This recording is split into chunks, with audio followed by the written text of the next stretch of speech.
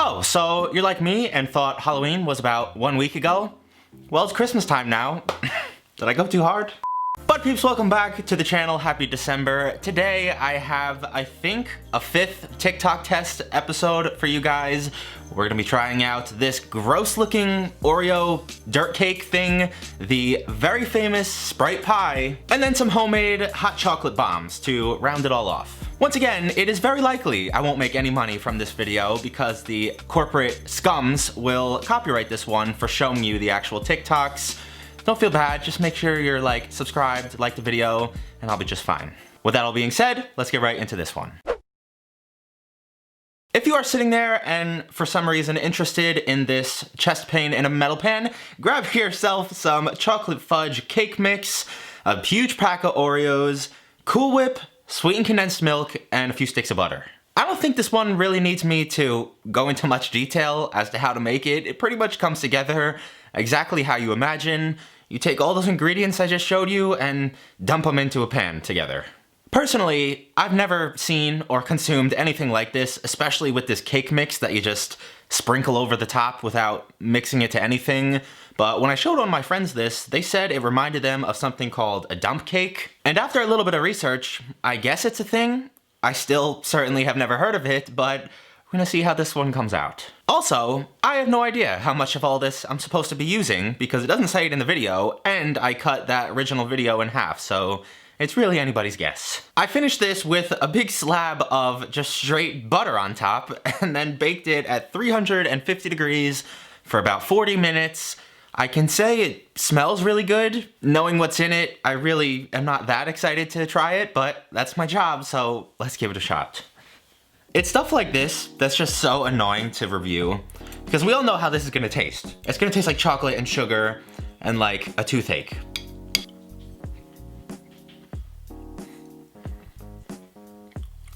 Yeah, of course it's not bad. That was kind of predictable, but it's just so unnecessary, guys. Just have a few Oreos if you're craving them. If you really do make this, don't eat more than what's on my plate, because I'll be a little bit worried for your internal organs.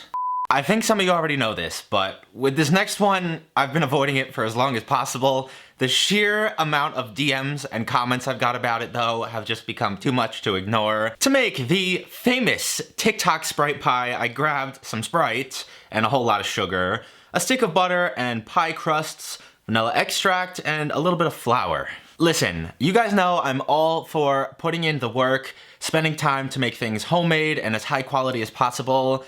Not today. I am not spending hours making a really good pie crust and wasting a ton of butter in order to make this catastrophe, especially when in the original video he uses a store-bought pre-made pie crust anyway. We aren't gonna pre-bake this thing. I'm just getting it rolled nice and evenly and trimming up the sides. I'm gonna mix together my sugar and 4 tablespoons of flour, and then grate a whole bunch of butter, God knows how much, because again, they don't say it in the video. And just like the last one, this thing is gonna get absolutely drowned in butter before it goes in the oven. I used my kitchen scale to measure out a 12-ounce sized can of Sprite into my pie crust, and then sprinkled everything else in. If you haven't seen this video, I beg that you go over and watch it.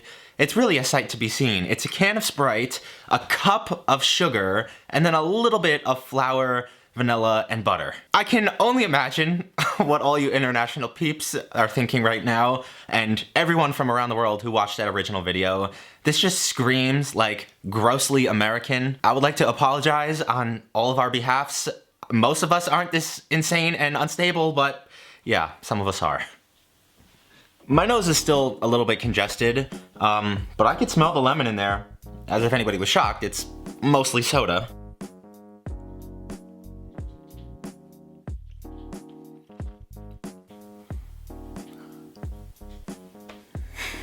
As much as I want to clown on this, even though I already have for the last few minutes, it's not bad.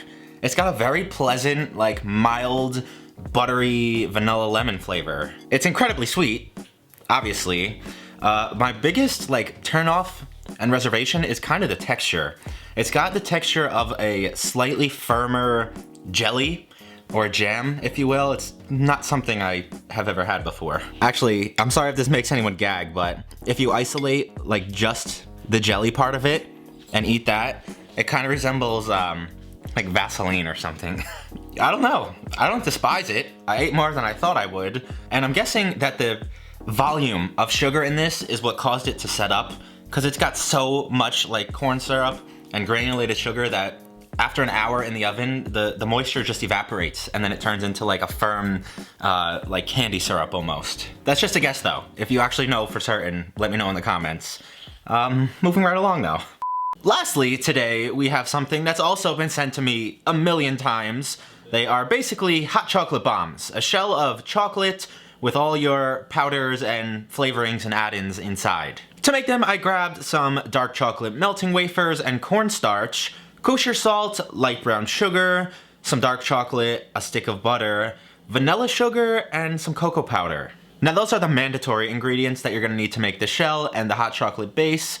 The optional flavorings and add-ins that I'm gonna use consist of some mint chocolate chips, peppermint extract, and cinnamon, marshmallows, and then maybe, if I'm feeling adventurous, some Baileys and Kahlua. Before anything else, I definitely wanted to get this chocolate melted down into my molds and then popped in the fridge so they have as long as possible to set up. I think it's safe to say that these spherical molds are probably going to get the used once and then thrown in a box and never touched again treatment. And yes, I was trying to avoid even mentioning my previous failures with making circles out of chocolate. You are truly a real OG if you remember that hellhole, because I tried it 4 or 5 different times, and honestly, none of them came out that great. But it's a new day. I'm a little more experienced with this kind of stuff, but also they're high quality molds, and it's melting chocolate, not real chocolate, so how can it possibly go wrong? Next up, I began to work on my hot chocolate base, which was pretty much equal parts cocoa powder,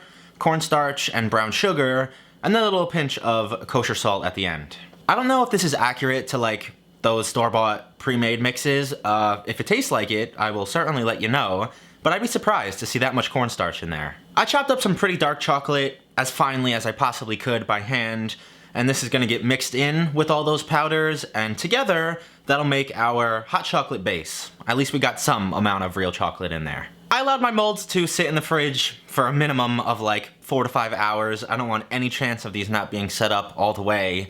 And then very carefully try to peel the silicone away from them. I don't want to jump the gun because we still have to fuse 2 halves together for this to work, but they look pretty good so far.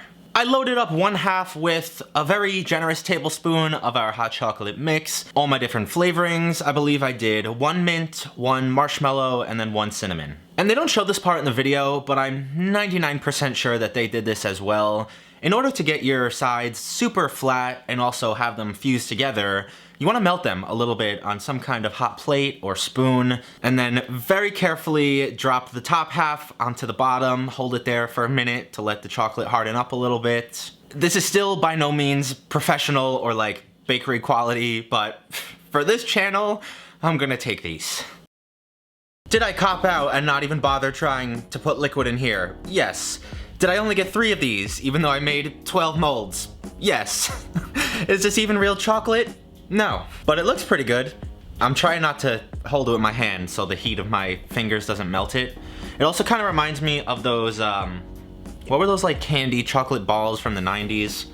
I'm showing my age here, you guys are probably too young. Anyway, I've got my warmed up milk. I've got my hot chocolate bomb. Let's see how this goes. I don't know, hope you'll be able to see it. Alright, we got melting, we got splitting.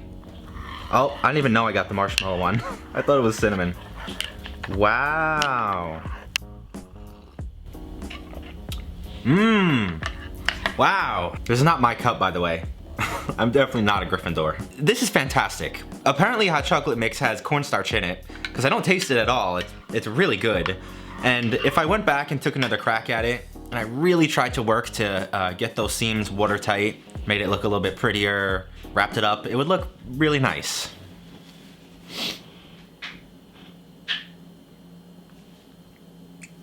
Hello? This is an urgent message for the vehicle owner. We've been trying to reach about your car's extended warranty since we have call it. Shove it. Speak with someone. If you make any one out of the 3 today, do this. This is a really great start to the holiday season. I hope you guys enjoyed today's video. If you did, leave me a big old like. Let me know down in the comments which holiday-themed recipes you want to see me try out this year. Other than that, have a fantastic weekend, and I will see you right back here next time. Peace.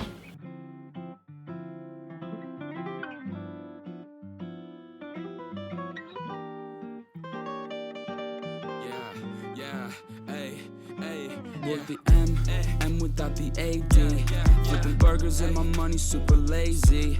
Try and make a meal tonight, they ain't paying me. Try and supersize my life with my 18. Yeah, our style wasn't wavy, but we had a vision.